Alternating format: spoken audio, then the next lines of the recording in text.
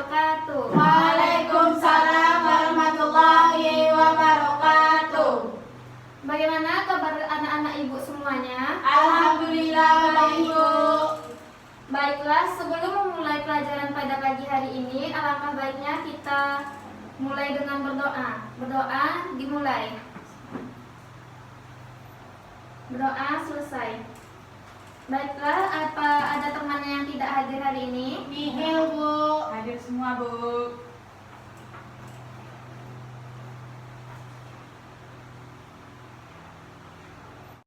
Baiklah, pada pagi hari ini kita masuk pada materi baru, yaitu cerita rakyat dan cerita pendek. Di sini apa ada yang masih ingat apa itu cerita rakyat? Cerita yang diangkat dari rakyat, Bu. Ya, benar sekali. Cerita rakyat itu seperti hikayat.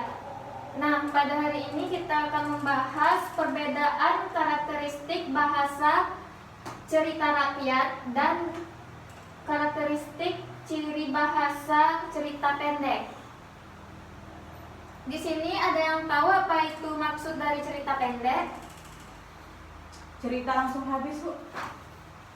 Ya, cerita pendek itu merupakan suatu prosa yang menceritakan suatu tokoh dan juga suatu peristiwa secara khusus.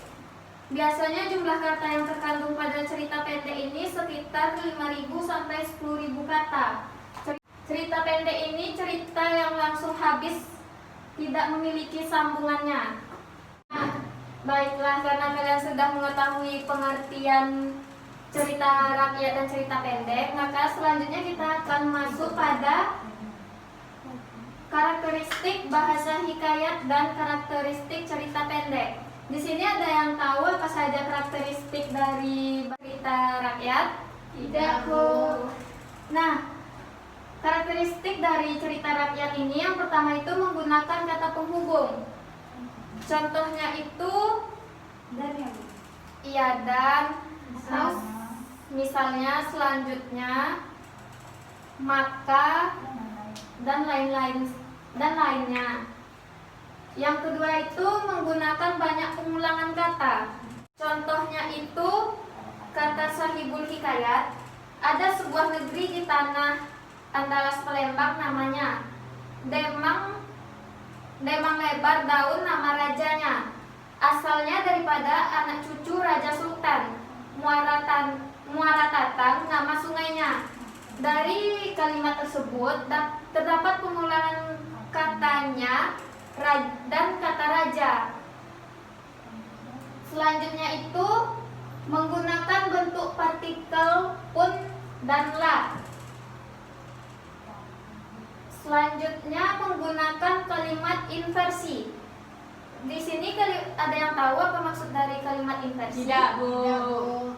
Nah, kalimat inversi ini adalah kalimat yang predikatnya mendahului subjek dan berfungsi untuk menegaskan makna dari kalimat tersebut. Contohnya, syahdan maka bertemulah rakyat Siam dengan rakyat keliling, lalu berperang. Lalu diceritakanlah segala kelakuan tuan putri dengan nahkoda itu. Sampai di sini ada yang ingin bertanya? Tidak, Bu. Tidak, Bu. Selanjutnya kita akan melanjutkan karakteristik dari bahasa cerita pendek. Yang pertama itu menggunakan tokoh dengan kata ganti orang pertama. Contohnya itu ada yang tahu? Aku, saya, kita, kami. Ya, sangat betul sekali. Yang selanjutnya itu menggunakan kata sifat. Kata sifat di sini berfungsi untuk menjelaskan watak tokoh atau untuk mengidentifikasi tokoh atau objek lainnya. Yang ketiga itu menggunakan kata kerja. Kata kerja di sini berfungsi untuk menunjukkan tindakan, gerak-gerik, dan tingkah laku dari tokoh di dalam cerita pendek tersebut.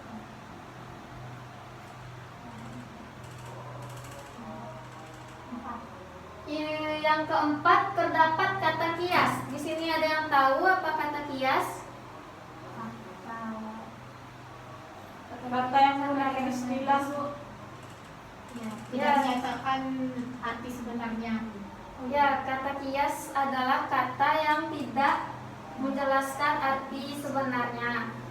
Kata kias di sini digunakan untuk memperindah isi dari cerita pendek tersebut. Yang kelima, terdapatnya dialog.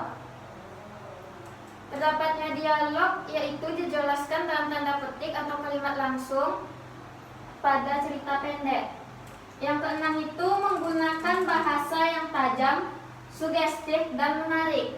Sugestif di sini maksudnya itu memberikan maksud tertentu atau menyampaikan suatu amanat yang terselubung kepada para pembaca ataupun para pendengar dari cerita pendek.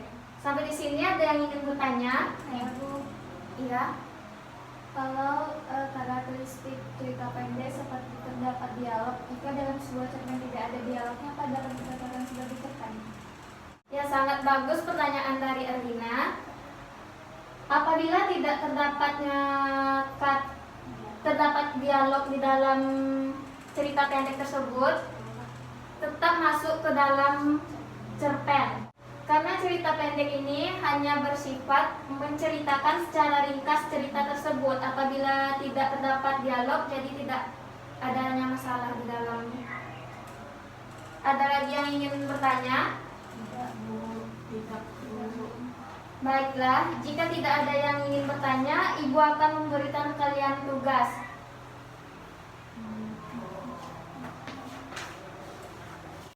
Ini tugas secara berkelompok ya. Kalian akan mengubah teks hikayat menjadi cerita pendek berdasarkan karakteristik dari bahasa tersebut serta dari struktur cerita tersebut.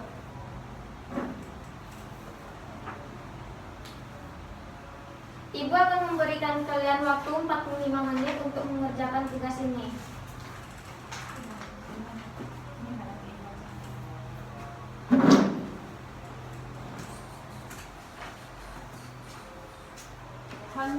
Dua.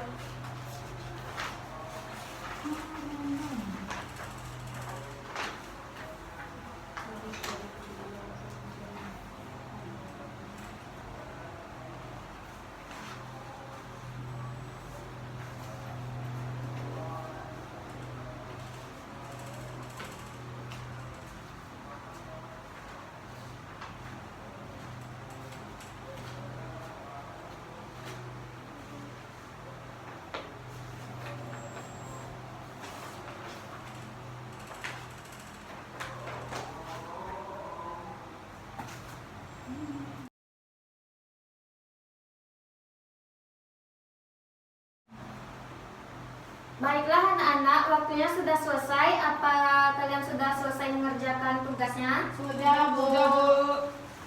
Nah, perwakilan dari kelompok 1 silahkan bacakan hasil presentasinya ke depan. Saya. Ya, kelompok 2 harap periksa hasil diskusi kalian. Baiklah, saya perwakilan dari kelompok 1 akan membacakan hasil tugas kami, yaitu yang berjudul Hang Tuah. Hang Tuah lahir dari ibu yang bernama Dam Merduati, sementara ayahnya bernama Kang Mahmud yang bertempat tinggal di Sungai Duyung. Karena kesulitan hidupnya, mereka pindah ke Pulau Bintan, sebuah negeri yang besar dengan harapan mendapat rezeki di situ. Di negara tersebut, mereka hidup sangat sederhana dan bekerja keras untuk mencukupi kehidupannya. Suatu malam, Kang Mahmud bermimpi bulan turun dari langit. Cahayanya penuh di atas kepala Hang Tuah. Mimpinya tersebut kemudian diberitahukannya kepada anaknya, Hang Tuah dan istrinya, dan Merduati. Lalu istrinya pun memandikan, membuatkannya nasi kunyit dan telur ayam, dan memakaikan pakaian serba putih kepada Hang Tuah, serta didoakan oleh para pemangku adat. Hingga pada pagi harinya terjadi pemberontakan di tengah pasar. Semua orang berlarian menyelamatkan diri. Namun hang tuah tetap meneruskan pekerjaannya sampai ibunya dan merduati menyuruhnya untuk naik ke atas toko. Saat itulah hang tuah melawan semua pemberontak seorang diri, dan semua pemberontak itu tewas di tangan hang tuah. Peristiwa tersebut diketahui oleh keempat kawannya, Hang Jebat, Hang Kasturi, Hang Lekir, dan Hang Lekui, hingga sampai kepada sang raja. Sang raja lalu menyuruh ajudannya untuk mengundang hang tuah datang ke istana. Namun karena sikap iri yang dimiliki ajudan sang raja, ia lalu menghasut sang raja dengan memfitnah hang tuah.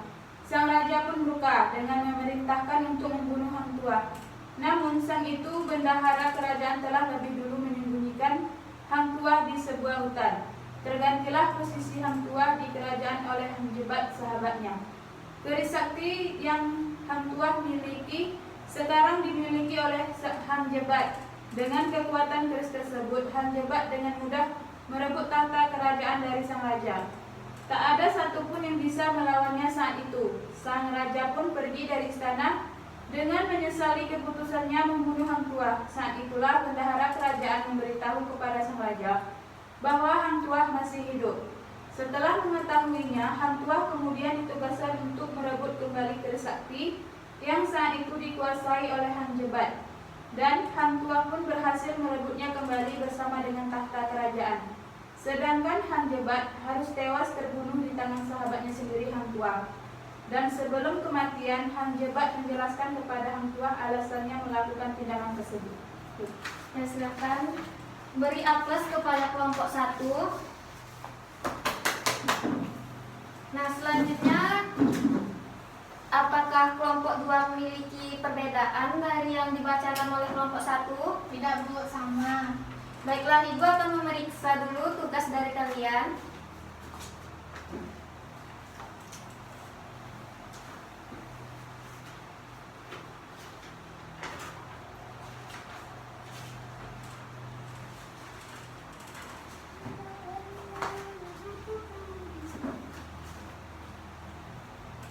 Baiklah, karena nilai kalian sudah sangat bagus dan mencukupi.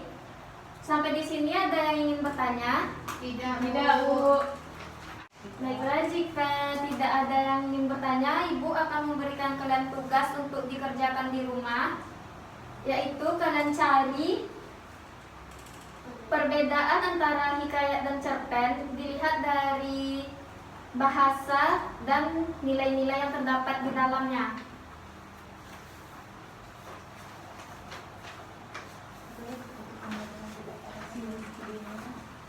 Baiklah, jika tidak ada yang bertanya lagi, Ibu akan menyimpulkan pembelajaran kita pada hari ini, yaitu karakteristik bahasa cerita rakyat. Yang pertama itu menggunakan kata penghubung, menggunakan banyak pengulangan kata, menggunakan bentuk partikel pun dan lah, dan yang terakhir menggunakan kalimat inversi. Serta karakteristik ciri bahasa cerita pendek itu yang pertama menggunakan tokoh dengan kata ganti orang pertama, yang kedua menggunakan kata sifat, yang ketiga menggunakan kata kerja, yang keempat terdapat kata kias, yang kelima terdapat dialog, yang keenam menggunakan bahasa yang tajam, sugestif dan menarik. Sampai di sini, apa anak-anak Ibu sudah paham? Sudah, Bu. Baiklah, jika kalian sudah paham, Ibu tutup pembelajaran hari ini dengan membacakan hamdalah. Alhamdulillahirabbil alamin. Apabila Ibu memiliki kesalahan, Ibu mohon maaf. Assalamualaikum warahmatullahi wabarakatuh. Waalaikumsalam warahmatullahi wabarakatuh.